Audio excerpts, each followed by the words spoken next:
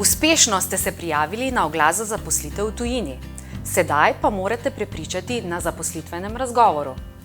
Razgovor v tujem jeziku in v drugi državi pa od vas zahteva še nekaj dodatnih priprav, ki pa se bodo gotovo obrestovale.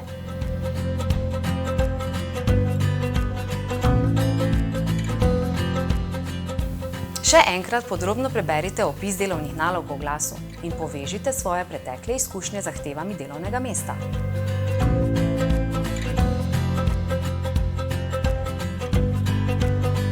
Pridobite čim več informacij o podjetju. Raziščite tudi, katerim vrednotam sledijo in kakšna je njihova vizija. Pokukajte na njihova socialna omrežja.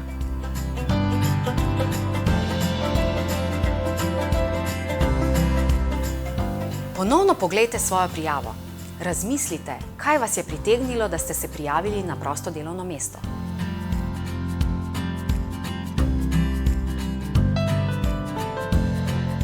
Postavite se v čevlje delodajalca. Kaj bi vas zanimalo na njegovem mestu? Katera vprašanja bi si zastavili? Nato razmislite o odgovorih in se nanje pripravite.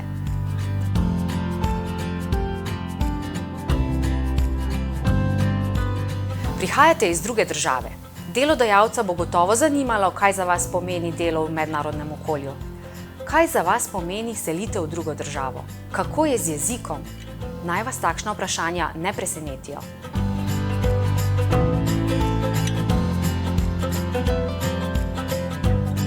Različne kulture pomenijo tudi različne navade pri zaposlitvenih razgovorih. Ponekod je vzdušje bolj formalno, drugod manj.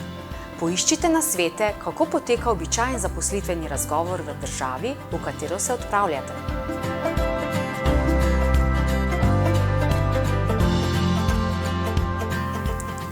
Vzemite si čas za jezikovno pripravo, vkolikor gre za razgovor v tujem jeziku.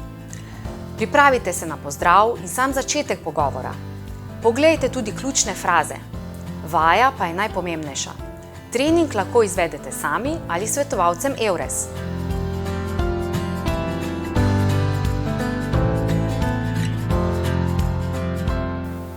Na koncu pa še en namig.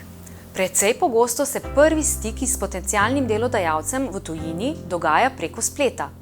Razmislite o posebnostih spletnega razgovora.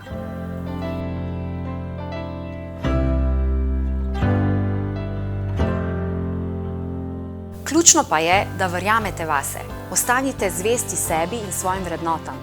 Bodite iskreni in še en nasvet. Ne bojte se pohvaliti svojih sposobnosti in dosežkov.